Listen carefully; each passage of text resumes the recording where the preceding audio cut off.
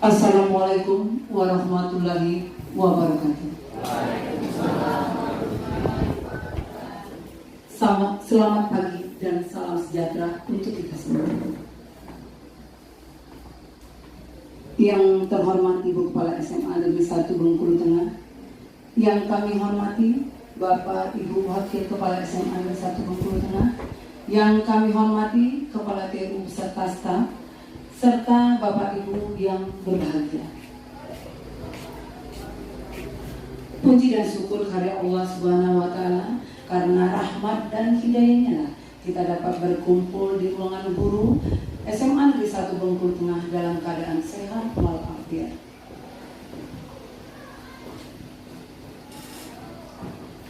Susunan acara diseminasi budaya positif dan penyusunan keyakinan kelas oleh CGP Angkatan 9 SMA Negeri 1 Bengkulu Tengah, Senin 23 Oktober 2023 dimulai.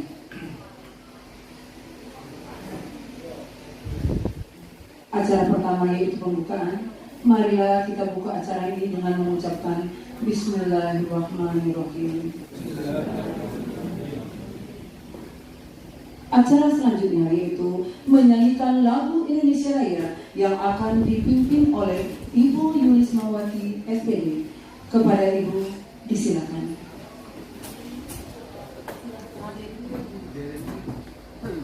Hadirin kami mohon berdiri.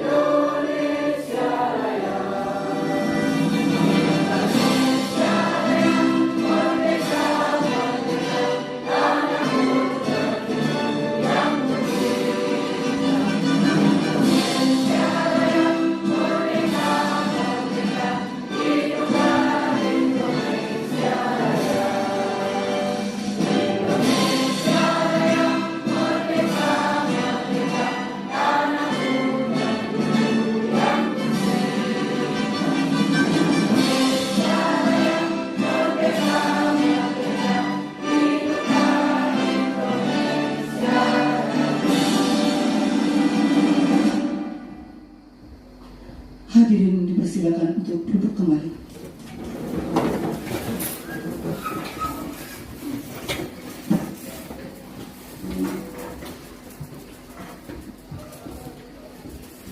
Acara selanjutnya yaitu doa yang akan dipimpin oleh Bapak Riki Ricardo SPD. Kepada Bapak disilakan.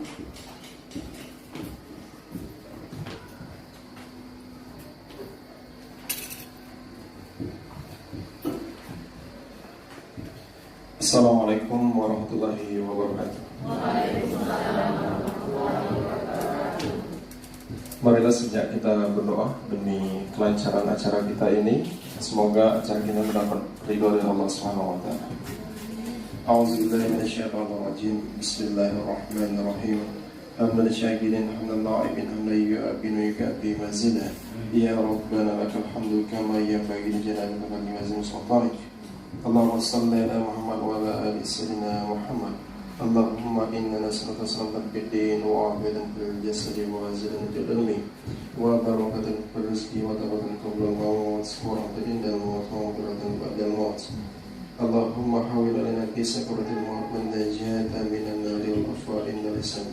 ربنا لا تزغ قلوبنا بعد إذ هديتنا وهب لنا من لدنك رحمة إنك أنت الوهاب ربنا ظلمنا أنفسنا وإن لم تغفر لنا وترحمنا لنكونن من الخاسرين ربنا آتنا في الدنيا حسنة وفي الآخرة حسنة وقنا عذاب النار سبحان ربك رب العزة عما يصفون والسلام على المرسلين والحمد لله رب العالمين السلام عليكم ورحمة الله وبركاته.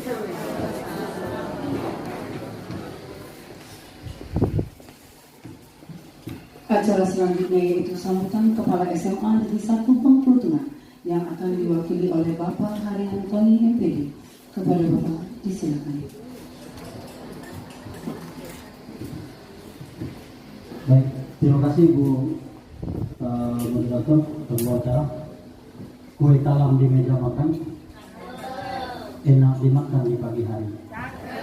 Ucapan salam saya sampaikan untuk Bapak Ibu yang hadir dalam ruangan ini. Assalamualaikum warahmatullahi wabarakatuh. Alhamdulillahirrabbilalamin. Assalatu wassalamu ala asyrafil anbiya'i wal mursalin wa ala alihi washabihi rasulillah ajma'in. Allahumma shalli ala Muhammad wa ala ali Muhammad. Pertama kita bersyukur kepada Allah Subhanahu wa taala karena kita masih diberikan kesehatan dan kesempatan. Kita dikasih sehat sehingga bisa merapat, kita dikasih sempat sehingga bisa berbuat. Kemudian tak lupa kita sampaikan salawat dan salam kepada Nabi kita Muhammad sallallahu alaihi wasallam. Allahumma shalli ala Muhammad wa ala ali Muhammad. Semoga kita semua nanti mendapat syafaat di akhir zaman. Amin ya rabbal alamin. Bapak Ibu Wakil yang saya hormati, Ibu Kepala Tata Usaha, kemudian Bapak Ibu Guru, izinkan kami mewakili Kepala SMA Negeri 1 Bengkulu Tengah menyampaikan beberapa sambutan dalam acara diseminasi budaya positif dan keyakinan kelas yang diselenggarakan oleh CGP Angkatan 9 di SMA 1 Bengkulu Tengah ini. Ada beberapa hal yang perlu kami sampaikan. Yang pertama, kami ucapkan selamat kepada Ibu Puji Hartati yang sudah lolos hingga pada tahap ini dalam mengikuti program CGP Angkatan 9 di tahun 2023 ini. Dan juga selamat kepada kawan-kawan guru yang lain yang sudah dalam proses tahap seleksi yang pada angkatan 10 ya, untuk kita harapkan juga bisa lolos nanti sampai pada tahap akhir. Bapak Ibu yang saya hormati, tidak banyak mungkin yang perlu kami sampaikan. Pertama, lolosnya CGP, beberapa CGP atau PP di sekolah kita ini merupakan nilai positif dan poin positif bagi sekolah ini. Dan mungkin memang tidak menutup kemungkinan ke depan makin banyak yang mendaftar, makin banyak juga yang lolos. Kita harapkan yang lolos ini nanti memberikan motivasi kepada kawan-kawan yang sedang proses mendaftar, bagaimana trik atau strateginya supaya bisa lolos. Nah, terkait dengan kegiatan hari ini Bapak Ibu, ini sangat penting. Kenapa penting? Judulnya saja adalah budaya positif. Mungkin kalau kita maknai budaya positif ini adalah sebuah keyakinan, kebiasaan yang harus kita tanamkan dulu. Jadi sebelum kita telurkan kepada peserta didik, nanti Ibu Puji akan menyampaikan seperti apa triknya, kiatnya untuk kita dulu. Nah, setelah itu baru ke peserta didik. Sekolah kita sudah memulainya sedikit memang, tapi belum memang maksimal, melalui misalnya kegiatan 3S. Itu sudah luar biasa Bapak Ibu, menyambut orang dengan senyum, menyambut orang dengan sopan, berdiri, kemudian hal apa sederhana saja. Ketika misalnya anak-anak kita datang, mereka menggunakan masker, kita suruh buka ya, silakan buka maskernya, senyum saja. Itu hal-hal itu membiasakan. Nah, kebiasaan-kebiasaan yang lain, budaya-budaya positif yang lain mungkin nanti akan disampaikan oleh Bu Puji seperti apa pelaksanaannya di dalam kelas. Itu yang kedua. Yang ketiga Bapak Ibu, dengan berbagai kegiatan ini saya pikir akan meyakinkan kepada hati kita masing-masing bahwa kita bisa lebih baik dan lebih hebat dari orang lain. Jadi kita tidak usah perlu melihat siapa di kiri dan kanan atau atas membawa kita. Jika kita sudah berniat dan berbuat yang lebih baik, yakinlah bahwa kehebatan, kesuksesan, prestasi akan muncul dengan sendirinya. Yakin Bapak Ibu begitu kan? Bisa? Bisa. Dan saya lihat bahwa kegiatan kita yang expose kemarin, ini WA ke saya di grup wakil kurikulum, di grup-grup luar biasa jempol mereka. Karena sampai hari ini, terutama mungkin yang expose P5 saja, 185 sekolah provinsi ini, baru sekitar 5 atau 6% saja yang mampu melaksanakan. Dan itu saya bilang ya kita berjalan apa adanya, tanpa dukungan kawan-kawan nggak mungkin itu bisa berjalan. Jadi itu yang positif begitu perlu kita telurkan kepada yang lain. Terakhir, Bapak Ibu, mohon kita ikuti kegiatan ini dengan baik dan tentu banyak manfaat yang akan kita ambil. Nanti kepada Bu Puji mungkin file-file yang disampaikan bisa di-share ke kawan-kawan guru supaya ini bisa diingat, bisa dibuat dan bisa dilaksanakan ke depannya. Dan yang paling terakhir lagi, ya, setelah kegiatan ini kalau kita hanya dengar saja, duduk saja, perhatikan saja tanpa berbuat apa-apa, maka itu akan sedikit gunanya. Ya. Jadi setelah Bu Puji menyampaikan nanti tanpa kita aplikasikan, tanpa kita lakukan, maka itu akan tinggal materi saja. Maka dari itu setelah ini disampaikan, coba ada kendala diskusikan. Saya pikir itu yang bisa kami sampaikan mewakili pihak sekolah. Sekali lagi selamat kepada Bu Puji dan Bapak Ibu yang lain, dan mari kita ikuti kegiatan ini dengan baik. Saya pantun sekali lagi Bapak Ibu ya. Ya, burung irian, burung cendrawasih, cukup sekian, terima kasih. Assalamualaikum warahmatullahi wabarakatuh.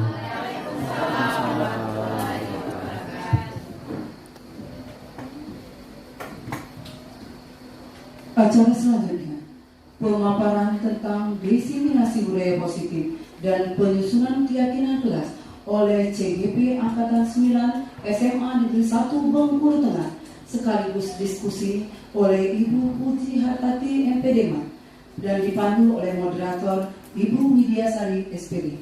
Kepada Ibu Puji, disilakan.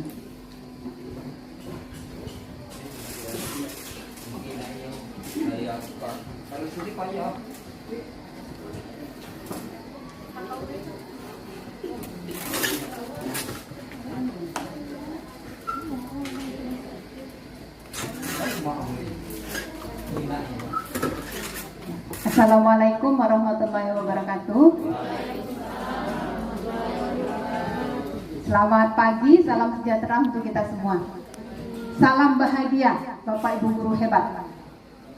Pertama-tama yang terhormat Bapak Ibu Wakil Kepala Sekolah, yang saya hormati Bapak Ibu guru beserta staf tata usaha yang berkesempatan hadir pada pagi hari ini. Pertama, kita bersyukur pada Allah karena selalu berikan begitu banyak nikmat sehingga kita bisa mengikuti semua rangkaian kegiatan yang sudah diprogramkan di sekolah kita tercinta ini. Salawat dan salam tak lupa kita kirimkan kepada Nabi kita Muhammad Sallallahu Alaihi Wasallam. Allahumma shalli ala Muhammad wa ala Muhammad. Semoga dengan bersalawat kita berharap syafaat dari beliau di yaumil akhir nanti.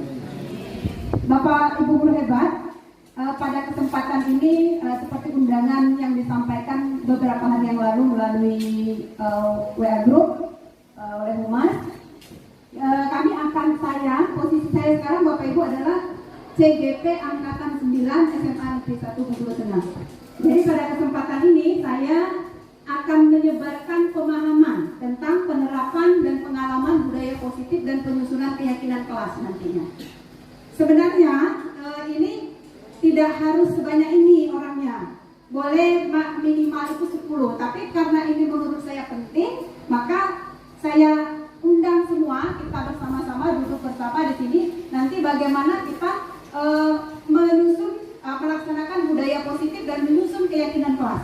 Karena semalam juga saya sampaikan wali kelas wajib ikut. Sebenarnya seluruh warga sekolah itu wajib ikut, karena keyakinan kelas itu adalah keyakinan sekolah. Keyakinan kelas itu nanti akan menjadi keyakinan sekolah yang menjadi budaya positif yang berkembang di sekolah kita ini nantinya. Jadi Bapak Ibu, sebelumnya saya mengimbau kepada teman-teman semua untuk ayo daftar CGP Angkatan 11. Kalau rame nanti enak. Kalau saya sendiri kayak gini rasanya gimana gitu. Tapi kalau rame bagi materi part-partnya kan ada. Tapi kalau sendiri kerjanya semuanya sendiri. Saya beruntung karena berada di SMA 1 Bengkulu Tengah, karena teman-teman semuanya mendukung apa yang diprogramkan. Terima kasih untuk Bapak Ibu guru yang sudah sedia bekerja sama dan mendukung kegiatan ini. Jangan lupa yang 2 orang saya berharap sekali, Bu Irma sama Bu Pit ini lolos. Saya berharap sekali. Kemudian yang angkatan 11 kita punya 10 saja gitu. Saya bilang kita punya 10 saja, kita bisa bahu-membahu. Nanti kita punya, insya Allah kita punya PP juga. Hanya Pak Tony sendiri, tapi saya yang mendaftar. Saya berharap ada lagi yang akan menyusul nanti pendaftarannya. Kalau yang terkait dengan kemarin ada masalah-masalah di pendaftaran, boleh nanti kita langsung konsul ke BDP. Kenapa ada hambatan-hambatan seperti itu. Baik Bapak Ibu Guru, saya langsung saja ke materi Bapak Ibu ya. Saya gimana bisa mau lewat ini?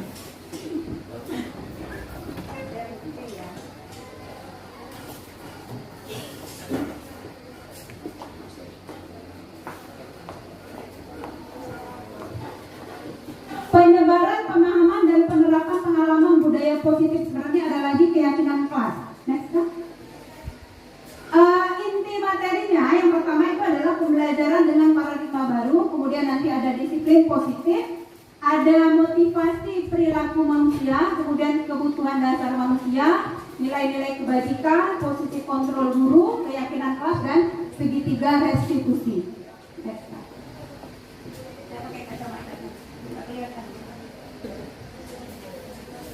Pembelajaran dengan paradigma baru itu adalah pembelajaran yang merujuk kepada nilai-nilai yang ada pada profil pelajar Pancasila.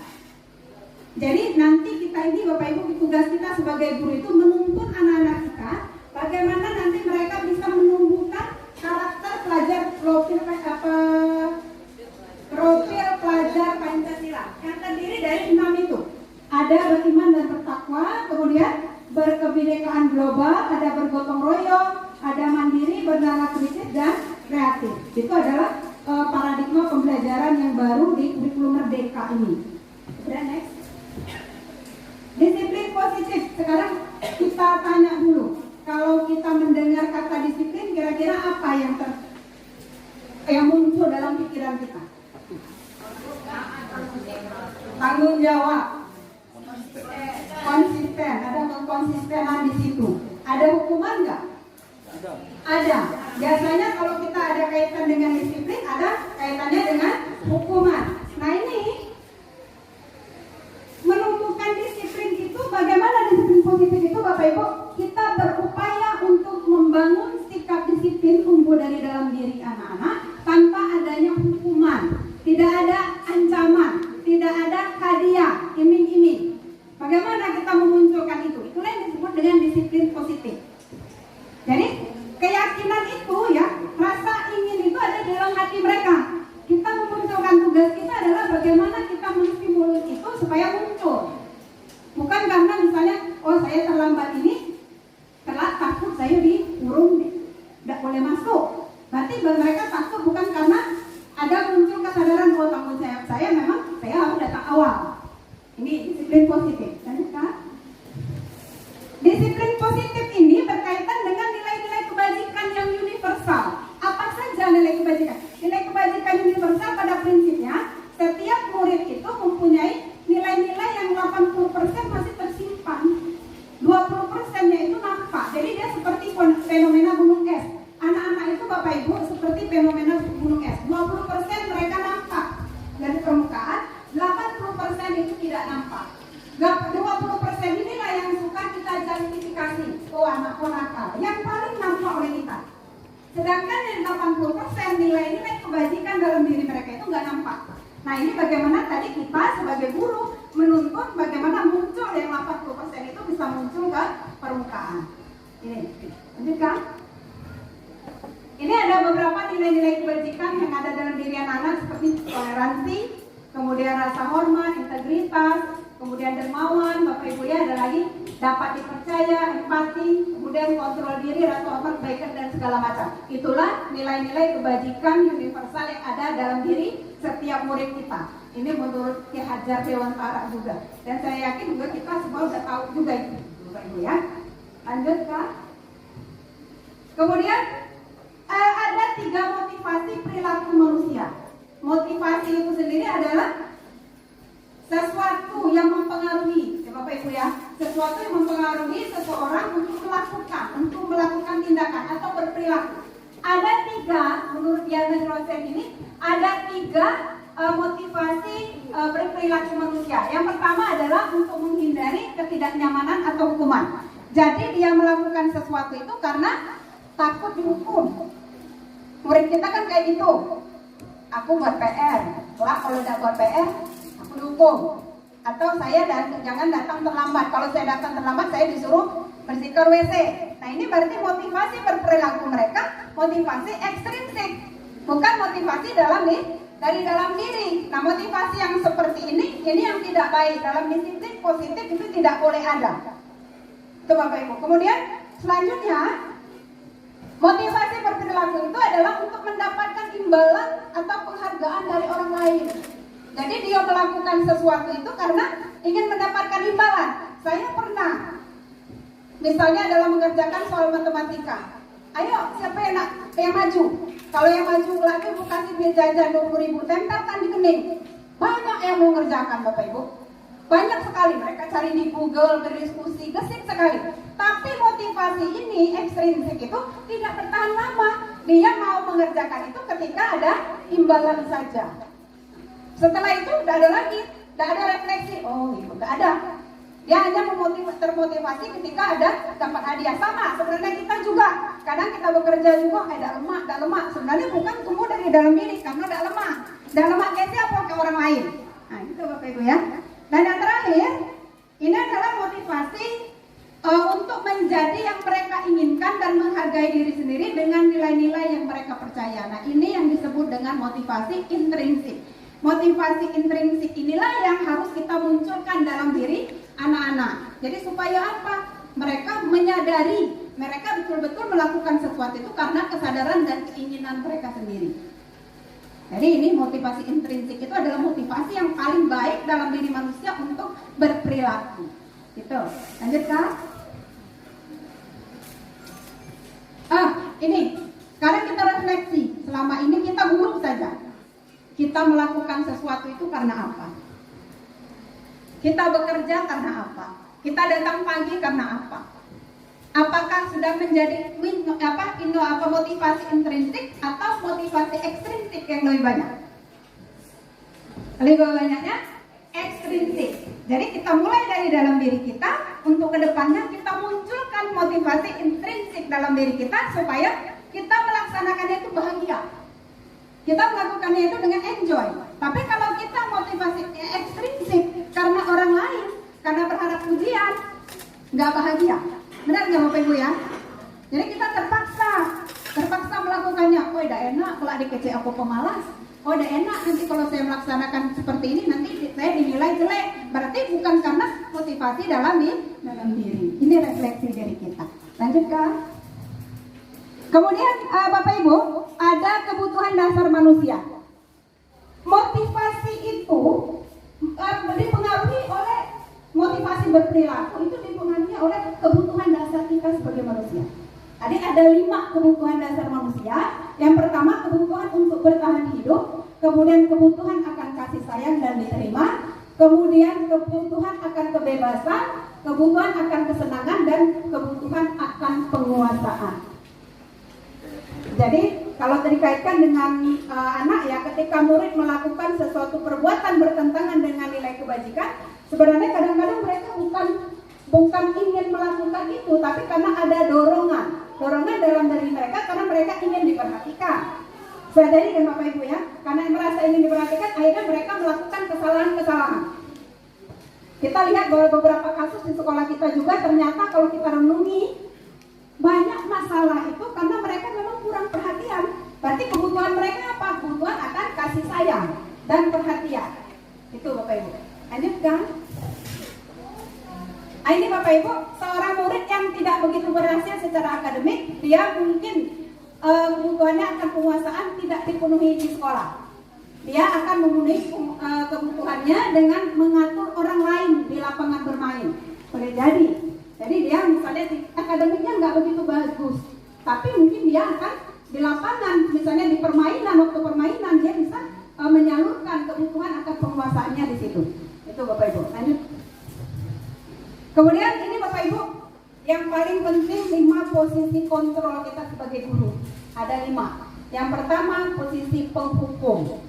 Kita refleksi lagi, nanti posisi kita selama ini di antara 5 itu mana yang paling dominan. Kalau posisi penghukum, kata-katanya tegas. Kemudian dia melakukan hukuman baik verbal maupun non verbal, bisa fisik. Ini Bapak Ibu ya, patuhi aturan saya atau awas. Berarti posisi dia itu penghukum. Ada nggak kita selama ini penghukum? Ada. Hampir semua kita penghukum, termasuk saya. Itu ya. Kemudian lanjutkan. Ada lagi pembuat rasa bersalah. Guru itu kadang kan membuat rasa bersalah karena dia ingin menyentuh anak-anaknya dan mengeluarkan kata-kata memelas. Itu berarti posisi kontrolnya sebagai pembuat rasa bersalah. Contoh ya, ayolah nak, perjuangkanlah itu, kesianlah ke ibu lah payah-payah meninggalkan keluarga. Itu berarti posisi kita pembuat rasa bersalah. Dengan harapan apa? Anak-anak ini tersentuh hatinya. Itu Bapak Ibu ya. Lanjut ya. Kemudian ada juga posisi sebagai teman. Posisi sebagai teman kita seperti tidak ada batasan antara kita dengan guru, dengan murid kita. Nah ini nggak boleh juga. Nggak boleh dan tidak baik. Ini Bapak Ibu ya, tidak ada batasan. Ayo bantu Bapak Ibu, bantu saya bereskan ini. Misalnya kan kalimat-kalimat seperti itu setara di antara murid dan guru. Seperti tidak ada batas. Itu Bapak Ibu. Lanjutkan. Yang keempat adalah posisi pemantau. Yang pemantau ini sudah cukup baik posisinya, tapi dia selalu masih menerapkan hukuman berupa konsekuensi. Misalnya kamu melakukan kesalahan, ya udah konsekuensinya kalau melakukan kesalahan berarti kamu harus begini. Nah ini konsekuensi. Mungkin sebagian kita juga sudah melakukan itu. Hari ini kamu nggak ber-PR ya? Ya nggak ber-PR Bu. Kamu tahu konsekuensinya berarti kau nulis di buku sebanyak 30. Tetap ada hukumannya, tapi berupa konsekuensi dari kesepakatan yang sudah kita bangun sebelumnya. Gitu. Yang terakhir, posisi manajer. Posisi manajer ini kalau di yang saya baca ini adalah posisi paling ideal dari sikap kita sebagai guru. Manajer itu dia bagaimana dia membangun, menumbuhkan kesadaran diri dari siswa yang melakukan menyadari kesalahannya, siswa yang mencari solusinya. Mereka semua nih, bukan kita hanya menstimulus. Contoh Bapak Ibu, hari ini kamu terlambat nak? Iya Bu, kenapa kamu terlambat? Karena lambat tadi malam saya bangunnya tidurnya lambat jam 12. Kamu menyadari kesalahan kamu? Iya Bu. Jadi mereka. Terus selanjutnya kamu mau melakukan apa? Jadi mereka sendiri yang mencari solusinya, melakukan kesalahan dan mencari solusi dari kesalahan itu. Paham Bapak Ibu ya? Oke, yang terakhir lanjutkan. Kemudian keyakinan kelas. Apa kaitannya dengan posisi kontrol dan keyakinan kelas? Ini kaitannya dengan disiplin positif Bapak Ibu. Kalau selama ini yang kita lakukan itu adalah membuat peraturan kelas. Di kelas kita udah ada belum Bapak Ibu peraturan kelas? Sudah ditempel? Ditempel di tempat-tempatnya? Belum. Tapi hanya ada kesepakatan secara lisan. Peraturan itu kira-kira peraturan itu dibuat bersama-sama atau lebih banyak kita? Bersama-sama. Ada hukuman juga. Ada hukuman juga di situ. Hukumannya berupa konsekuensi ya biasanya kalau kita Bapak Ibu ya. Nah peraturan ini biasanya cenderungnya itu ada hukumannya gitu ya. Tapi kalau keyakinan kelas itu adalah kesepakatan bersama. Kesepakatan bersama yang diambil dari mana? Nilai kebajikan tadi. Misalnya di kelas itu kita mau apa yang keyakinan kelas yang kita mau buat di kelas itu misalnya saling menghormati atau tidak boleh berbicara kasar. Kita buat di situ Bapak Ibu. Nanti wali kelas saya minta untuk membuat keyakinan kelasnya masing-masing. Dan di situ tidak boleh ada kata negatif. Kalau peraturan kan dilarang bawa HP, dilarang menggunakan HP waktu jam pelajaran. Apa kalimat positifnya? Jadi kalau disiplin positif itu tidak ada satupun kalimatnya yang negatif. Tidak boleh berbicara kasar. Nanti kita ubah menjadi apa? Berbicara dengan sopan dan santun misalnya. Nah ini yang harus kita sepakati bersama. Nanti saya minta tolong ke wali kelas untuk membuat keyakinan kelasnya masing-masing dan itu dibuat ditempel di tempat-tempat yang mereka bisa baca. Jadi nanti setelah terbentuknya keyakinan kelas, anak-anak akan menyadari misalnya dia berbicara kasar, mencarut. Jadi mereka sadar di situ. Tahu sudah melanggar keyakinan kelas itu. Jadi mereka bersama-sama yang itu tadi mereka bersama-sama memberikan konsekuensinya.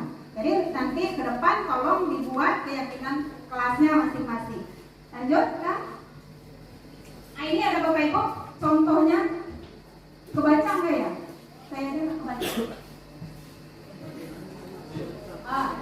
Contoh keyakinan kelas. Keyakinan kelas itu adalah kesepakatan bersama Bapak Ibu ya. Disiplin waktu, misalnya menjaga kebersihan lingkungan.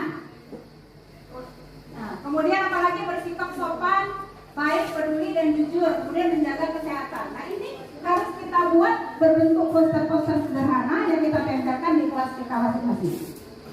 Gitu. Lanjut. Kan? Segitiga restitusi. Segitiga restitusi ini Bapak Ibu yang paling bagus untuk menyelesaikan masalah anak. Jadi ada 3 tahapan segitiga restitusi. Yang pertama adalah menstabilkan identitas. Misalnya anak melakukan kesalahan, katakanlah anak terlambat. Kita panggil dulu anaknya, kita tanya, kenapa terlambat? Setelah itu apa? Oke, melakukan kesalahan itu biasa misalnya.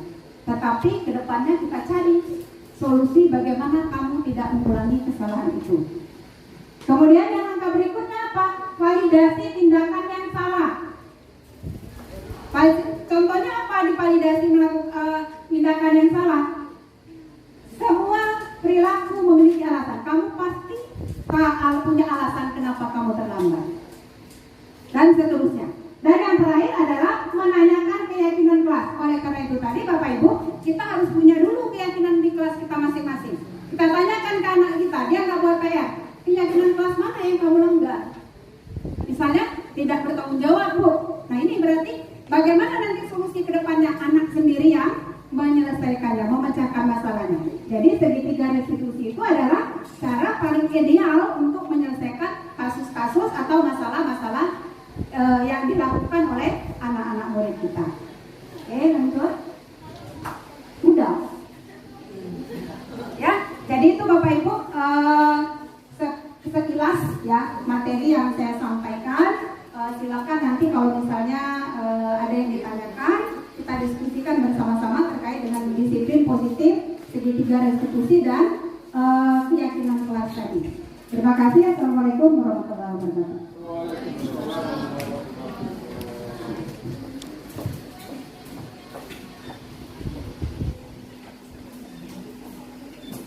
Bapak Ibu, itu tadi pemaparan dari baik dari CGP 9.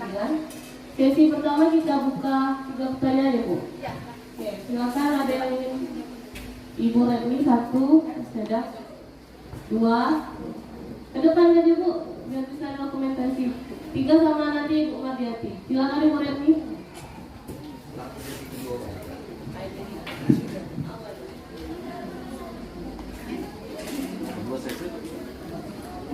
Satu, maksudnya 3.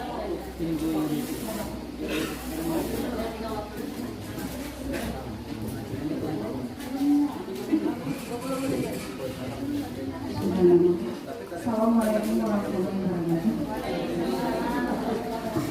Terima kasih kepada moderator yang telah memberikan kesempatan kepada saya. Tadi sudah dijelaskan oleh Ibu dari CGP tentang keyakinan kelas. Oke, di sini posisi saya sebagai guru mapel, bukan wali kelas, tapi guru mapel. Apa boleh seandainya di awal pelajaran itu untuk membangkitkan semangat siswa, saya mengajak siswa untuk misal bernyanyi lagu yang terbaru sekarang, misalnya kayak lagu Manusia Kuat terus ya biar semangat. Nah, karena kenapa saya ketika saya baca, saya lihat dan saya resapi syairnya, liriknya itu bagus sekali. Apakah itu salah satu contoh keyakinan kelas? Mungkin itu saja. Terima kasih. Assalamualaikum warahmatullahi wabarakatuh.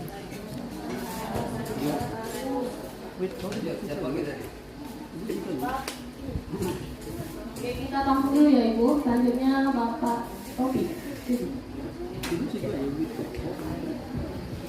Assalamualaikum warahmatullahi wabarakatuh. Yang ingin saya tanyakan adalah persepsi mengenai keyakinan kelas ini, apakah sudah mewakili kesepakatan yang dibuat oleh guru?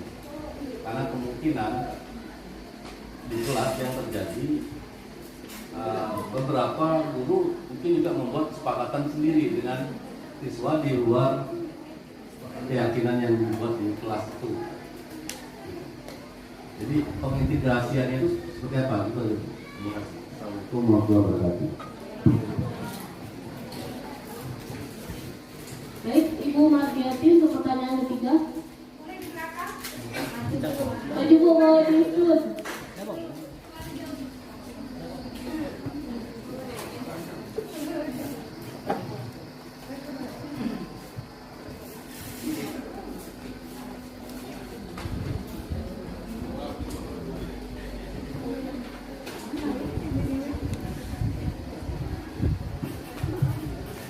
Assalamualaikum.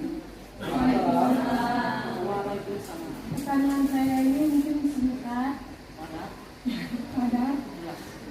Yang saya tanyakan, apakah yang disampaikan Ibu Putri ini untuk semua jenjang pendidikan, apakah khusus untuk SMA saja? Terima kasih. Assalamualaikum.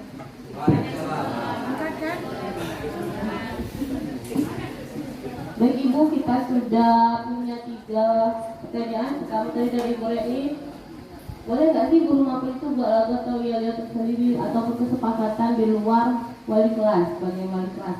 Lalu yang kedua tadi dari Pak Taufik, kalau misalnya guru mau membuat kesepakatan sendiri, gimana konsekuensinya dengan kesepakatan kelas? Dan dari Ibu Mardiati, apakah ini bisa diterapkan untuk semua jenjang pendidikan? Jadi Ibu silakan jawab.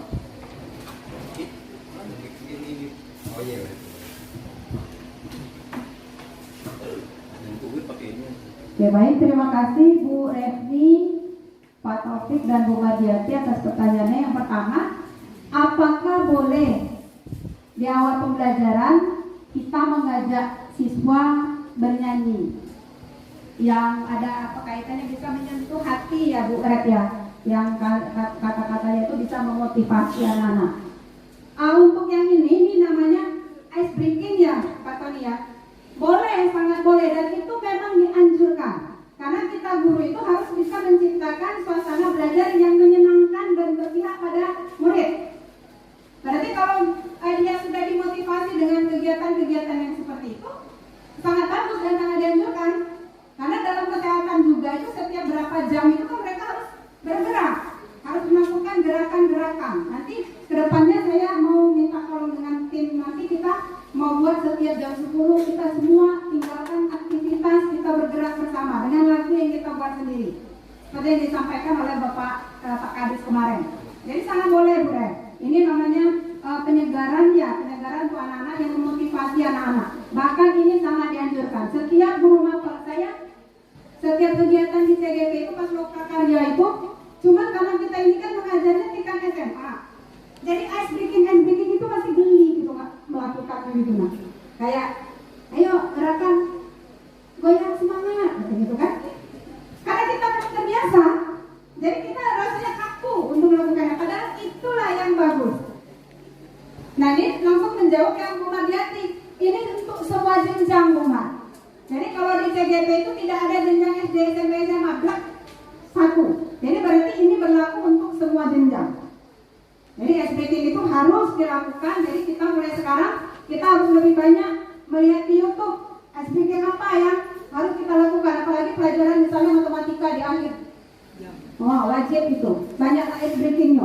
Saya lihat Pak Tony, Pak Riki udah melakukannya. Dan ini memang harus kita lakukan untuk memotivasi anak-anak kita. Kemudian yang selanjutnya, apakah sudah keyakinan kelas itu sudah mewakili kesepakatan oleh guru? Karena takutnya nanti tukang gini maksudnya Pak Topik ya. Guru mapel buat, guru awali kelas buat. Guru mapel boleh membuat keyakinan sebagai guru mapel, boleh.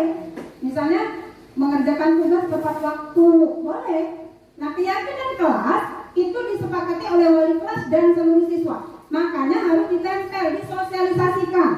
Nanti Bapak Ibu menyusun keyakinan kelas, nanti kasih tahu ke kepala sekolah, kita sosialisasikan. Dari keyakinan kelas itu nanti kita sepakati sebagai keyakinan sekolah.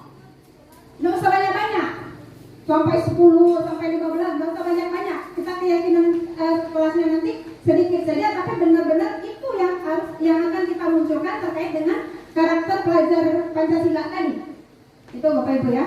Jadi boleh Pak Topik kita buat keyakinan kelas ini. Keyakinan kelas kalau namanya dulu itu peraturan itu kan galak.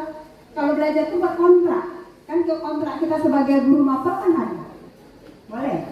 Dan itu tidak apa menyalahi. Tapi kalau misalnya nanti kita mau langsung setelah sosialisasi kelas buret misalnya buat keyakinan kelasnya ada 4, ditempel di situ, nanti buret sosialisasikan bersama teman-teman. Oh memang siswa itu harus bertanggung jawab dari mana? Buat PR misalnya. Berarti boleh langsung dipakai sama guru mapelnya, nggak apa-apa. Kalau misalnya guru mapelnya tidak mempunyai keyakinan atau kesepakatan di pelajarannya masing-masing. Saya kira itu Bapak Ibu ya. Jadi kalau yang untuk guru mapel itu nggak perlu ditempelkan apa harus ditempel juga? Nggak perlu. Tapi karena kalau misalnya ditempelkan semua kan penuh kelas. Tapi udah jadi kita sampaikan ke anak-anak. Anak-anak dan itu memang anak-anak loh yang terlibat. Boleh, nggak apa-apa. Tapi nanti gini aja kalau nggak kita sepakati, kita buat keyakinan kelas dulu, kita sosialisasikan seperti ini lagi misalnya. Nanti guru mapel itu ternyata juga bisa mengikuti keyakinan kelas yang sudah ada. Boleh juga seperti itu, biar nggak banyak-banyak. Boleh. Itu Bapak Ibu ya. Kalau misalnya ada yang mau menambahkan juga tidak apa-apa. Sepengetahuan Bapak Ibu misalnya mau menambahkan boleh, kita sifatnya sharing aja. Selesai. Ibu Fitri bertanya atau menambahkan Bu?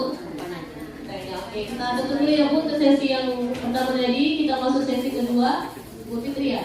Bu Fitri 1, 2, Pak Yaki, satu lagi siapa? Pak Tony. Nanti madam ya. Boleh sesi ketiga mungkin nanti. Oke, kepada Ibu Fitri silahkan.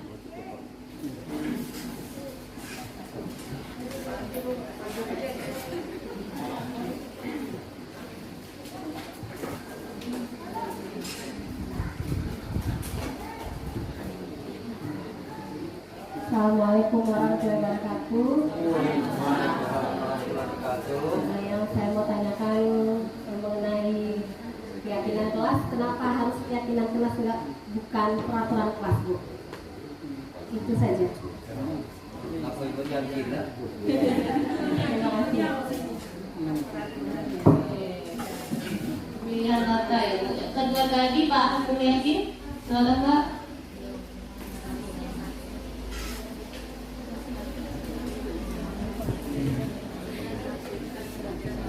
Baik, Assalamualaikum warahmatullahi wabarakatuh.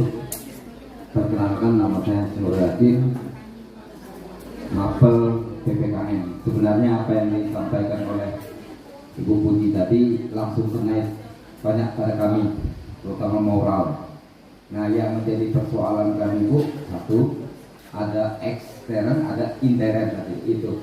Sehingga untuk menumbuh kembangkan kesadaran itu, kan harusnya kalau kita kebiasaan selama ini kan ada hukuman. Nah, bagaimana caranya tidak melaksanakan hukuman untuk menumbuh kembangkan kesadaran para siswa itu? Nah, mohon Bapak Ibu Puji untuk menjelaskan kira-kira batasan yang dikatakan in itu dibandingkan X tadi. Misalkan ada hukuman dan segala macam. Sementara menurut pendidikan P, profil Pancasila ini jauh dari kata hukuman. Bahasa sederhananya itu bagaimana anak itu sadar dengan sendirinya. Terima kasih, itu saja. Assalamualaikum warahmatullahi wabarakatuh. Yang terakhir Pak Rentoni, silakan. Baik, terima kasih. Kalau saya sebenarnya pertama mungkin nanti ada satu pertanyaan, tapi lebih mungkin saran atau tambahan. Jadi ke depan Bapak Ibu memang tidak usah banyak-banyak keyakinan dan kesepakatan kelas itu, 1 atau 2 saja, dan itu bisa dilaksanakan. campuhan. Nah, itu tingkat kelas. Saya ingin nanti ke depan bagaimana Bu Puji dan kawan-kawan kita semua termasuk yang CGP kita membuat sebuah keyakinan sekolah. Misalnya di depan sini saja dituliskan besar-besar setiap mendengar azan yang muslim silakan sholat. Itu kan sebuah keyakinan, kesepakatan. Satu. Yang kedua, yang masuk area sekolah ini wajib senyum. Kelihatannya santai, tapi kalau itu tiap hari ada, paling tidak orang lihat. Ada 4 atau 5 saja tertampang di situ, itulah aksi nyata kita terhadap budaya positif di sekolah ini. Itu yang ada di pikiran saya. Itu mungkin masukan dan mungkin kalau bisa dilaksanakan. Soalnya pertanyaan, di tempat kita ini kalau memang tidak dibarengi dengan hukuman, nampaknya agak berat untuk meyakinkan siswa dan mendisiplinkan siswa. Saya Bapak Ibu tadi ternyata sama dengan Pak Taufik yang kami kerjakan. Saya punya 3 kesepakatan tuh. 1, jangan pernah keluarkan HP ketika saya ngajar dan saya suruh. Yang kedua, tidak ada leye-leye generasi rebahan gitu. Kalau itu silakan keluar. Yang ketiga, tidak bawa buku yang saya wajibkan, silakan cari bukunya. Itu yang saya lakukan dan itu berjalan sampai sekarang. Nah, maksud saya mungkin itu yang bisa kita lakukan. Dan apakah yang tadi itu yang terakhir tidak bawa buku, silakan cari buku atau pinjam atau apa itu salah dalam hal menumbuhkan keyakinan positif. Terima kasih. Assalamualaikum warahmatullahi wabarakatuh. Baik, kita sudah dapat 3 pertanyaan dari Bu Fitri tadi. Kenapa sih kata yang dipakai itu keyakinan, bukan peraturan? Kayaknya udah ada ya di slide tadi. Sudah ditafsirkan. Oleh kedua tadi dari Pak Hasri Yakin, bagaimana apa usaha yang bisa kita lakukan untuk memotivasi kesadaran tanpa ada hukuman? Nanti juga berkorelasi dengan pertanyaan dari Pak Haryantoni. Itu Bu, silakan di.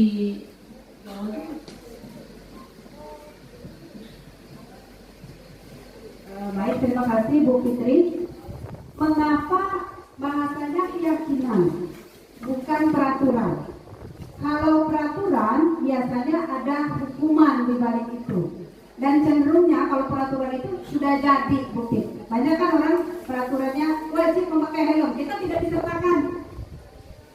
Anak-anak tidak disertakan. Nah, tapi kalau keyakinan kelas itu adalah semua yang ada dalam diri anak, pada dasarnya anak-anak kan mempunyai nilai kebajikan yang dibesar dalam diri.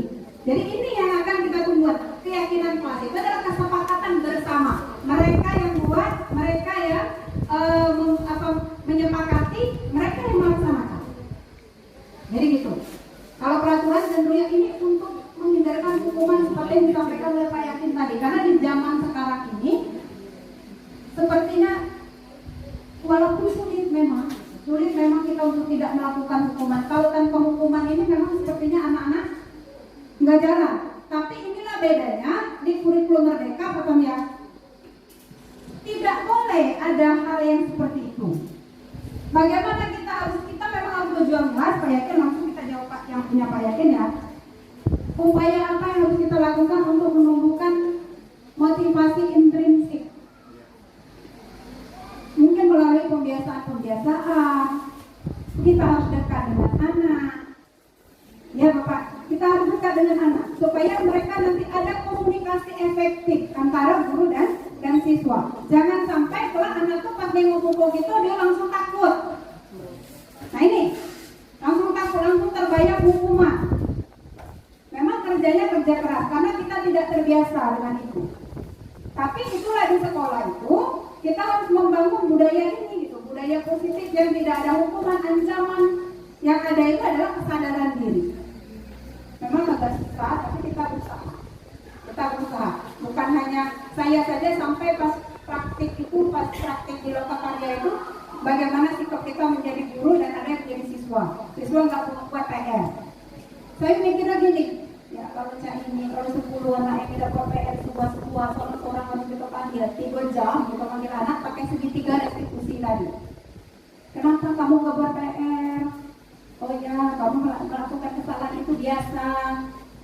Kedepannya kamu harus bagaimana? 3 jam. Yang ngaduk ke toko palanya. Nah tapi ini yang harus kita pelan-pelan kita kikis karena tidak sesuai dengan menuntun. Fungsi kita sebagai penuntun, karena anak-anak itu sudah mempunyai karakter masing-masing dan ini yang harus kita karakter jelek atau negatif harus kita pelan-pelan kita rubah menjadi karakter yang positif. Gitu. Memang berat.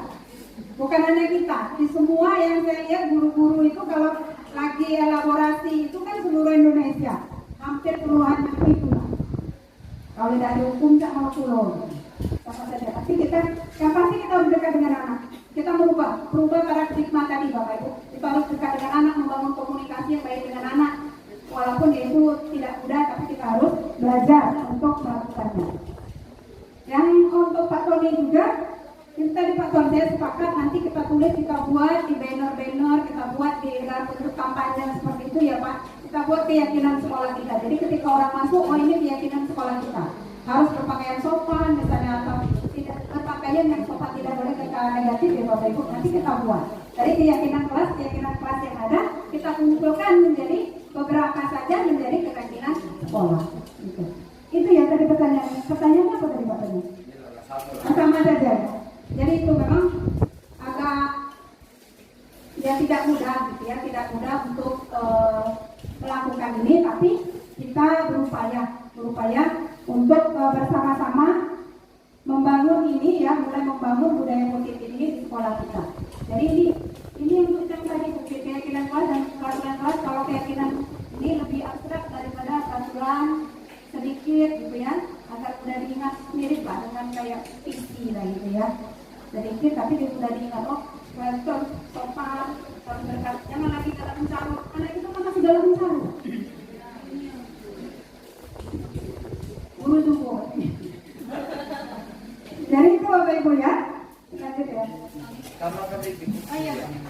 saya sepakat dengan apa yang dikatakan Pak. Panutan itu kita ikuti jadi pembina perkara termasuk dengan baru.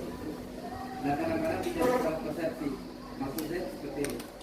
Saya pasti punya prinsip satu. Bagaimana kita bisa mendisiplinkan orang lain kalau kita sendiri tidak disiplin. Yang maksudnya itu kita tuh contohkan dulu. Jangan sampai ada misalkan contoh terlambat seperti Pak Topik atau program misalnya seperti itu kan. Nah, tapi kalau kita sendiri maunya positif saja, sementara kita tidak memberikan panutan ini, rasa itu sulit juga. Jadi mau tak mau kita harus kerjasama, sama-sama. Bagaimana caranya nanti kita berhadapan dengan siapapun, tentunya jangan tertentu saja sama. Ketemu dengan ibu ini, misalkan masalah baju, tanpa kita tegur aja dia merasa bersalah. Artinya itu dari itu kan. Nah jadi maksud saya jangan ada tertentu saja. Kalau satu tim, satu kata, insya Allah bisa. Tanpa hukuman pun bisa. Tapi kita dulu. Terima kasih. Saya tanggapin sedikit ya Bapak Ibu. Makanya nanti kita buat keyakinan sekolah. Jadi datang tepat waktu misalnya. Jadi yang terlambat udah merasa sendiri, oh saya terlambat. Jadi merasa sendiri. Mungkin besok kita berharap dengan diskusi tadi kan datang tepat waktu. Hari ini dia terlambat. Akan tunggu dia di dalam dirinya, oh besok saya nggak boleh terlambat lagi. Berarti dia besok akan tepat waktu datangnya. Memang kita trilogi pendidikan itu kan kita ingat sosong kolodo, imadio bangunkan, sosong puri handayani. 3 ini harus kita miliki. Kita harus bisa menjadi teladan bagi anak-anak kita. Bagaimana kita mengatakan anak-anak jangan terlambat kalau kita sendiri terlambat. Nah ini dalam filosofi belajar filosofi pendidikan di Ajar Dewantara itu Bapak Ibu, kita itu harus menjadi teladan memang. Menjadi teladan bagi anak-anak kita. Kita hukuman tadi Pak Yakin tidak boleh kita lakukan karena kita ini ibaratnya petani. Petani itu dia misalnya menanam anak kita itu adalah benih-benih. Jadi benih-benih itu kan ada yang jagung, ada yang padi. Jangan kita menanam padi, kita pakai ilmu jagung, nggak tumbuh. Jadi kita ini hanya sekolah itu hanya fasilitas lahannya. Tapi tugas kita ini mendorong anak-anak kita. Nah untuk yang nilai-nilai kebajikan tadi memang harus dilakukan dengan pembiasaan keteladanan. Ini yang paling efektif. Kalau tidak ada keteladanan, tidak mungkin akan tercapai. Kita harus satu kata. Makanya nanti kita buat, saya sangat setuju dengan yang disampaikan Pak Tony, kita buat keyakinan sekolah kita dulu. Nah kita harus yakin itu memang betul-betul keyakinan yang kita sepakati. Mudah-mudahan nanti bisa, sekolah lain bisa. Saya sampai nanya, ada yang tidak punya tong sampah itu Bapak Ibu? Saya bilang, emang efektif ya nggak punya tong sampah? Ternyata mereka bisa memang nggak punya tong sampah. Tidak ada satupun tong sampah di sekolahnya. Anak-anak memang betul bawa kantong kresek. Saya tanya lagi, keyakinan di sekolah sudah ada. Keyakinan di sekolah sudah ada, dan itu ditempel-tempelkan. Efektif tidak? Ternyata efektif. Ketika misalnya anak sudah belajar nggak boleh masuk kelas, mereka menyadari sendiri bahwa mereka akan belajar di depan itu, Bapak Ibu, di luar. Ternyata efektif. Tapi memang kita butuh waktu, orang itu sudah merancang 6 bulan sebelumnya, kita kan baru mulai. Makanya saya berharap teman-teman semua itu ikut TGP. Benar-benar Bapak Ibu ada perubahan paradigma berpikir. Saya baru satu modul, ini baru modul 1.4. Belajar satu modul saja kita rasanya kita sudah banyak merefleksi diri kita. Oh, ternyata kita di selama ini banyak salahnya dalam mendidik anak. Dan guru itu memang harus mengupdate diri. Karena anak kita mendidik anak itu harus sesuai dengan kodrat alam dan kodrat zaman. Jangan kita didik anak itu sesuai dengan kodrat zaman kita dulu. Nah ini yang salah. Zaman dulu kayak begini. Di media sosial Bapak Ibu saya melihat anak kecil umur 7 tahun gara-gara tidak dikasih duit 100.000 ke emaknya untuk beli burung, dia pergi ke kantor polisi melaporkan emaknya. Ini lucu kedengarannya kan? Lucu, benar lucu. Tapi sekaligus apa? Prihatin. Anak kecil umur 7 tahun kok sudah bisa melaporkan, kepikiran mau melaporkan emaknya. Luar biasa. Jadi wajarlah kalau misalnya ada orang tua anak yang mengusir orang tua dari rumahnya. Anak yang kecil itu aja mereka udah kepikiran untuk melakukan itu. Sama dengan anak-anak kecil umur 3 tahun, 4 tahun, kalau misalnya dia di pesta kita kan tenggelam namanya joget-joget, ya dah. Padahal seharusnya kita harus miris dengan keadaan itu. Harusnya. Tapi kita ketawa karena kita merasa dia lucu. Nah padahal inilah yang salah dari kita, sistem pendidikan kita itu udah mulai salah dari tingkat dasar. Kadang-kadang anak-anak yang agak melambai dari kecil, joget-joget di lanang, joget-joget di pesta, kita ketawa kan, kita sawer. Di dusun-dusun itu loh Bapak Ibu, kita ketawa, di joget-joget, di muter-muter. Padahal itu seawal dari kesalahan pendidikan kita. Nah ini yang harus kita sadari. Makanya sekarang ini yang terbalik, yang parahnya itu pendidikan itu dari rumah itu diserahkan semua ke sekolah. Orang tua itu siap jadi. Nah ini yang salah. Padahal kita harus bersinergi antara orang tua, sekolah, pemerintah, semuanya harus satu. Harus ada sinergitas untuk dalam pendidikan anak-anaknya. Nah kayak itu Bapak Ibu ya. Kalau masih ada silakan.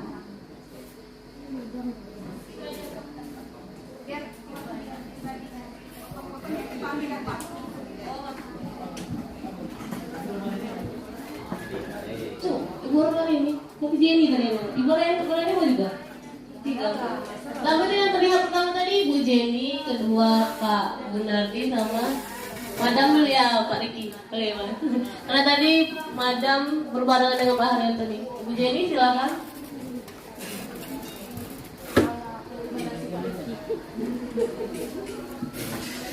Riki merekomendasikan Madam.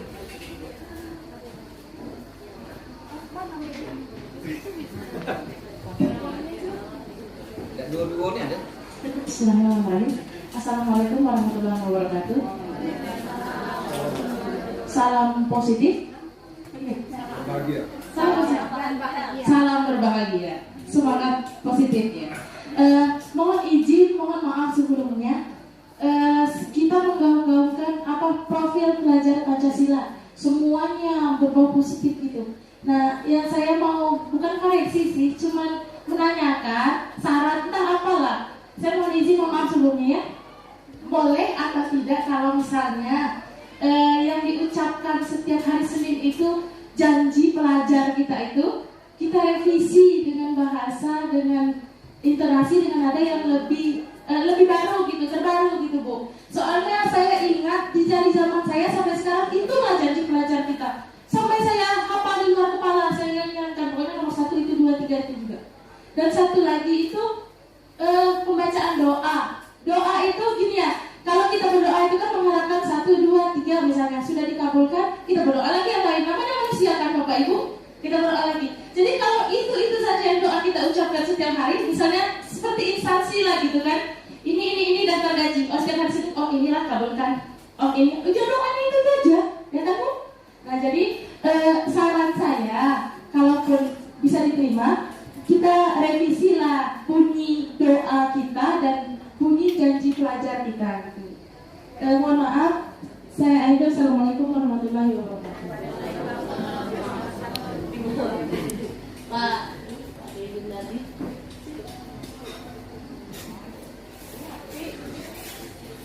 Assalamualaikum warahmatullahi wabarakatuh. Saya sedikit berbeda dengan yang lain. Tadi yang ditanya adalah keyakinan tadi sehubungan dengan hukuman. Nah ini kalau sebaliknya gimana? Karena kebetulan saya sering ngasih hadiah. Jadi kita ngajar, kita kasih iming-iming hadiah. Saya siapa hafal undang-undang, saya kasih 50.000 misalnya.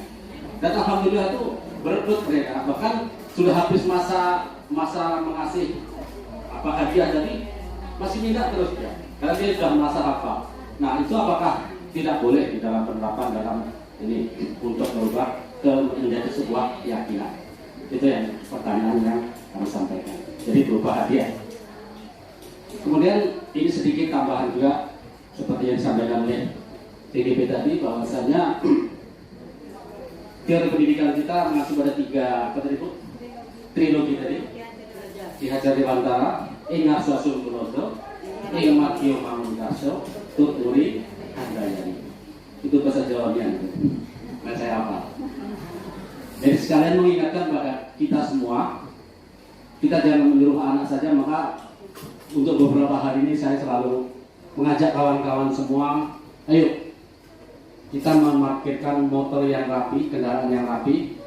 Jangan kita nyuruh anak saja, tapi kita ingat sosial pulodo. Kita dulu, guru-guru dulu yang memarkirkan dengan rapi, baru bisa kita mengajak anak-anak seperti itu.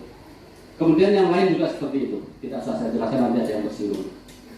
Terima kasih. Assalamualaikum warahmatullahi wabarakatuh. Madam Rini, silakan.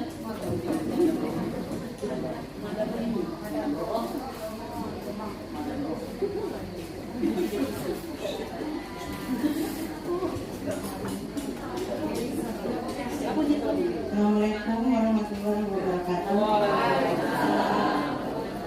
Ya, saya lihat memang budaya positif itu memang dari P5 itu bagus sekali ya. Saya hanya ingin menambahkan, tadi kan sudah ada nyanyi gitu ya.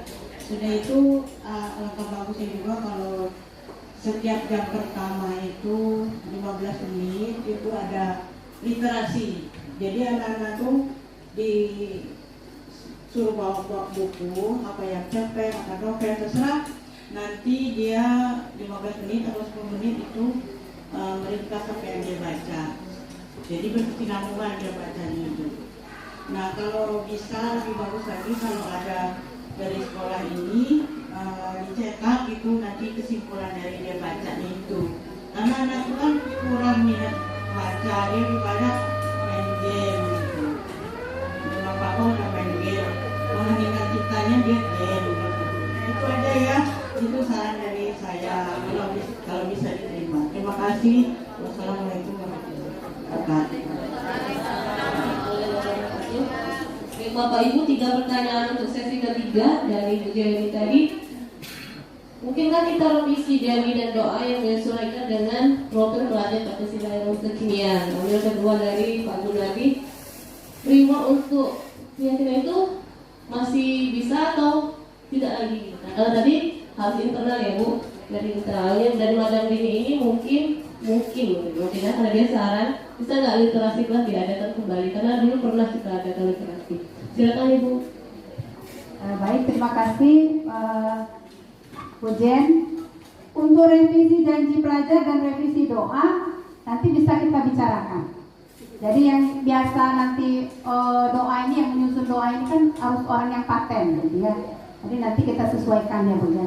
Janji pelajar ya betul 20 tahun saya risiko itulah memang dari zaman dulu. Doa juga waktu zaman Bu Lili memang seperti itu, udah seperti itu. Nanti boleh kita bicarakan bersama nanti guru PAI, mungkin dirancang untuk menyusun kembali rancangan doanya apa, kemudian janji pelajarnya kesesuaian nanti boleh disesuaikan. Kemudian yang kedua Pak D, untuk memberikan hadiah ya Pak D. Saya juga sering Bapak Ibu kalau dulu melakukan itu gitu. Tapi memang kalau sekali-sekali mungkin bisa Pak D ya, tapi kalau untuk waktu yang lama ini nggak efektif. Benar nggak Bapak Ibu?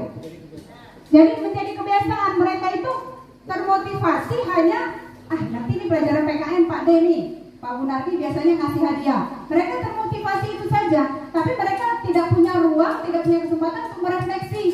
Oh, dan tadi saya sudah melakukan apa ya? Tidak ada kesadaran dalam diri. Jadi berlakunya itu untuk jangka pendek Pak D. Tapi kalau misalnya itu selalu dilakukan, motivasi mereka itu bukan lagi motivasi untuk memang rasa tanggung jawab mereka, tapi motivasi karena hadiah. Sesekali boleh ya untuk memotivasi sesekali. Tapi kalau terus menerus itu tidak baik. Tidak baik ya betul. Menjadi bangkrut dulu ya.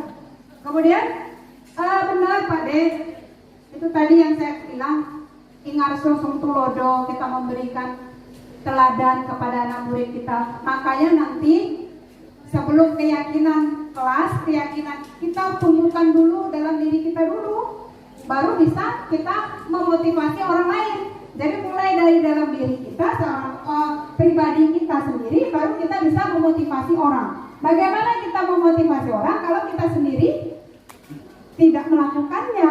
Maka oleh karena itu kita harus memberikan contoh. Pembiasaan itu penting dan ini efektif. Memang kadang kita kesel gitu dengan saya misalnya mungut sampah, Pak Tony mungut sampah, udah mungut sampah. Besoknya anak tuh tidak juga sadar mungut sampah. Memang kesal, tapi ya itulah. Paling nanti kita juga pendekatan personal, membangun komunikasi, pendekatan dengan siswa juga wajib kita lakukan. Kemudian yang terakhir, ini nanti literasi di 15 menit pertama Pak Ton. Mungkin bisa kita jadikan program ke depannya sekalian untuk memperbaiki rapor pendidikan kita yang jelek di kompetensi literasi dan numerasi.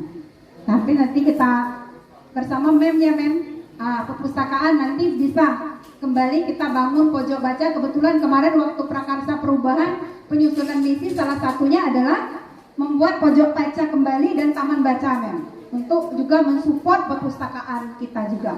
Jadi ada dua, nanti perpustakaan jalan, literasi anak-anak jalan. Itu Bapak Ibu ya. Itu aja yang kayaknya Bapak Ibu.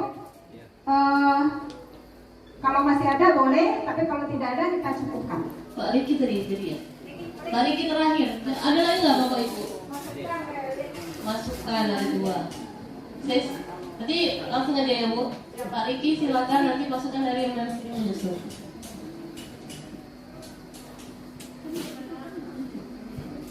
Assalamualaikum warahmatullahi wabarakatuh.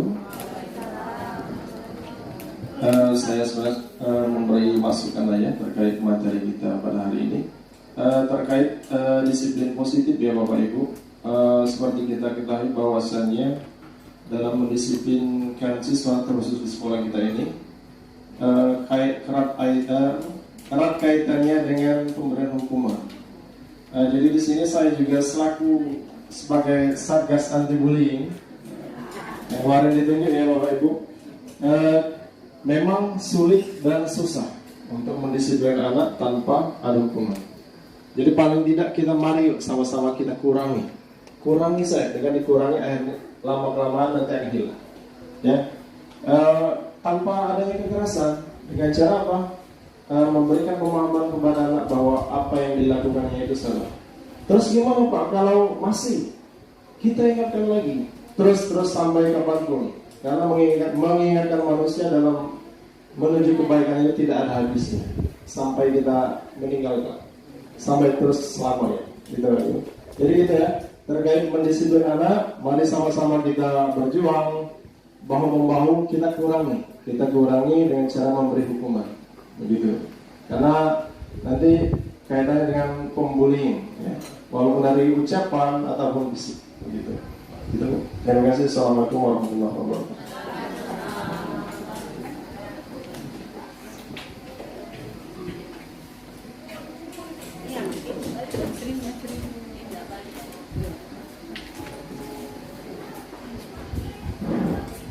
Oke, Assalamualaikum warahmatullahi wabarakatuh.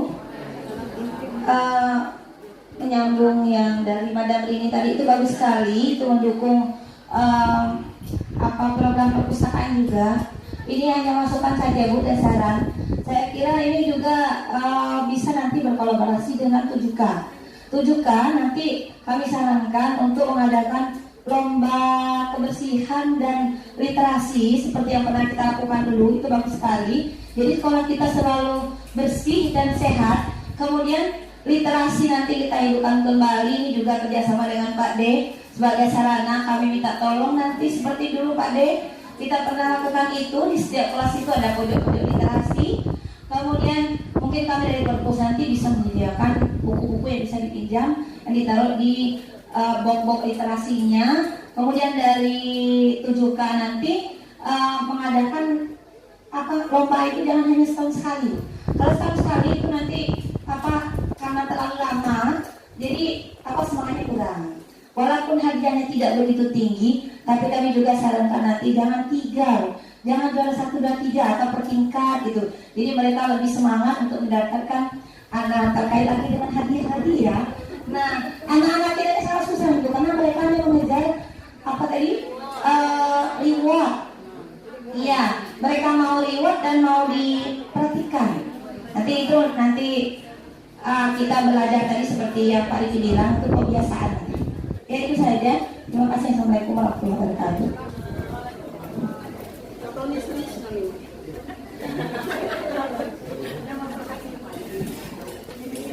Jadi untuk benar yang dikatakan Pak Riki tadi, Bapak Ibu, memang untuk awal ini nggak mudah. Semuanya itu nggak mudah. Kita butuh pelan-pelan. Biasanya yang lemah-lembut ini guru BK. Bagaimana mereka menggali ini, mereka udah pakai segitiga restitusi. Kamu, kesalahan kamu. Ini kalau saya sendiri sebenarnya kurang begitu gitu Bapak Ibu ya. Tapi ini nanti kita pelan-pelan kita rubah paradigma berpikir kita, paradigma pembelajaran kita menuju pada yang budaya-budaya positif tadi. Bagaimana kita menggali. Memang kita mengingatkan itu tidak satu kali, berkali-kali. Tidak mungkin satu kali untuk anak nurut. Kita ingatkan sekali lagi, kita susun dulu keyakinan kelas kita, kemudian kita jadikan keyakinan sekolah, kita laksanakan bersama-sama. Berkali-kali kita ingatkan seperti tadi, Ingarso Sungsulojo, Ingmadio Mamungkarso Sumuri Andayani. Kemudian lomba kebersihan boleh lomba kebersihan, kemudian pojok baca itu udah jadi salah satu prakarsa perubahan. Kalau misalnya mau dimulai sekarang juga nggak apa-apa, tapi betul-betul nanti dipersiapkan untuk pojok-pojok baca. Untuk pojok-pojok bacanya kita hidupkan kembali. Memang di awal bolehlah kita motivasi perilakunya masih hadiah ya tapi nanti kan kita berharap setelah dengan pembiasaan ini menjadi kebiasaan yang tidak perlu lagi kita perintah, mereka sudah melakukannya sendiri. Ini itu Bapak Ibu ya. Saya kira itu ya Bapak Ibu, nggak ada lagi ya Bapak Ibu ya. Wali kelas saya mohon untuk nanti buat keyakinan kelasnya, nanti kita laporkan, nanti kita rancang menjadi keyakinan sekolah. Ini saya tambahkan dikit Bapak Ibu, ada konsep disiplin dengan identitas gagal. Yang pertama hukuman dan penghargaan. Hukuman itu menyakitkan, kemudian hukuman itu membuat ketidaknyamanan, hukuman itu membuat murid takut, hukuman itu bersifat memaksa, hukuman itu membuat murid menyembunyikan kesalahan mereka, menjadi tidak jujur mereka, dan hukuman itu membuat murid menjadi rendah diri. Sepakat Bapak Ibu ya. Memang untuk instannya kita ingin anak itu disiplin, kita terapkan hukuman. Tapi ternyata hukuman inilah efeknya. Akhirnya konsep disiplin yang kita harapkan itu gagal. Jadi akhirnya kemudian kita berulang harus mengulangi terus hukuman-hukuman itu, mereka juga tidak menyadarinya. Kemudian ada penghargaan yang tadi Pak ya, tidak efektif. Yang kedua merusak hubungan karena ada sifat iri. Ada kawannya yang dapat hadiah terus, kawannya ada iri, kawan itu terus dapat hadiah, gitu ya. Padahal memang ladang itulah pula yang berusaha. Tapi kan ada tumbuh sifat iri dalam diri mereka. Kemudian mematikan kreativitas. Benar, mereka tidak kreatif hanya karena hadiah tadi mereka tidak cari jalan pintasnya, tapi nggak menumbuhkan kreativitas kreatif berpikir mereka tidak tumbuh. Kemudian menghukum dengan sistem ranking, makanya di K13 kurikulum merdeka tidak ada lagi ranking. Dalam apa ini ya, dalam setiap kegiatan, jadi tidak boleh lagi kita ngomongkan ranking itu ya Pak Tony ya. Kemudian merampas hak menghargai diri sendiri. Ini adalah konsep disiplin dengan identitas sukses. Konsekuensi tadi masih bisa kita gunakan, karena tapi untuk penguatan jangka pendek. Konsekuensi, kamu nggak buat PR, berarti kamu menulis apa, konsekuensinya apa, kita sepakati dengan anak. Tapi untuk jangka waktu yang pendek, kalau terus menerus kita lakukan, jatuhnya jadi hukuman juga. Kalau terus menerus gitu Bapak Ibu. Dan yang paling efektif itu adalah dengan segitiga restitusi, murid bertanggung jawab untuk perilakunya, fokus pada pemecahan jangka panjang, murid menghargai dirinya, teori kontrol, dan murid bersemangat memperbaiki kesalahannya. Jadi dengan segitiga restitusi ini kita berharap akan muncul kesadaran dalam diri mereka sendiri. Muncul motivasi perilaku intrinsiknya, bukan ekstrinsiknya. Ini kalau sudah muncul perilaku intrinsik, ini akan bertahan lama, menjadi habit, menjadi kebiasaan yang baik dalam diri anak itu. Saya kira itu Bapak Ibu yang dapat saya sampaikan. Mudah-mudahan apa yang saya sampaikan ini menambah wawasan kita dalam rangka mempraktikkan disiplin positif dalam diri kita dan dalam diri siswa kita secara keseluruhan. Saya berharap sekali lagi teman-teman yang belum daftar CGP angkatan 11, yuk kita daftar. Jangan pula berpikir kelak tak lulus, kelak lagi tak lulus. Yang penting kita daftar dulu. Saya saja nggak lulus, baru lulus. Sampai suami ngomong, kalau kau tidak daftar tuh jangan diam-diam. Kalau kau daftar diam-diam, kau daftar lulus. Memang dulu diam-diam Bapak Ibu awalnya. Maunya itu saya orangnya kan kayak gitu. Saya tuh tidak suka kalau terlalu menonjolkan diri, saya bukan orangnya gitu. Tapi kalau maunya saya itu, kalau ada keinginan saya, cita-cita saya itu tiba-tiba jadi. Dan orang melihat, oh udah jadi ya gitu. Nggak usah ngomong-ngomong. Nah itu saya prinsipnya seperti itu. Termasuk waktu mendaftar CGP, saya diam-diam juga daftar, ternyata saya nggak lulus. Akhirnya dimoyoni orang rumah. Kalau kau nggak lulus, kau minta restu dulu dari saya. Ngomongnya itu Pak. Akhirnya kesalamian, Bang, nggak ikut CGP ya kan? Seolah kalau lulusnya pulang. Apa kebetulan, apa bagaimana, tidak tahu. Tapi memang kayak gitu. Kau daftar diam-diam, nanti diam-diam itu 10 kali kau daftar CGP, 10 kali kau tidak lulus kan? Saya kan nggak ngomong. Saya tuh karena nggak ngomong tadi kan ini. Karena kita ini terkungkung dengan pendidikan masa lalu, benar nggak Bapak Ibu? Dulu kan kita keras dididik. Kau harus ini, kau harus itu, ya kan? Nah ini juga akhirnya tidak, akibat dari tidak ada rasanya percaya diri ya. Nah, kalau udah lulus akan malu, padahal kenapa harus malu? Yang tidak mencoba yang harusnya malu, ya kan? Kalau kita sudah mencoba, tentunya kita, oh ini merefleksi diri, itu yang betul. Nah akhirnya alhamdulillah lulus. Nah jadi saya berharap betul kita buktikan bahwa kita ada, kita buktikan bahwa kita bisa, kita buktikan bahwa kita bisa menjadi yang terbaik sesuai nomor kita 1, berarti kita harus menjadi nomor 1. Terima kasih Bapak Ibu, mohon maaf atas segala kekurangan. Semoga yang disampaikan ini menjadi memberikan pencerahan untuk kita semua untuk menuju SMA 1 menanjak. Bapak Tony apa kata-kata? Menuju puncak. SMA 1 bisa menanjak menuju puncak insya Allah dengan kerja tim yang luar biasa ini. Bapak Ibu, Assalamualaikum warahmatullahi wabarakatuh.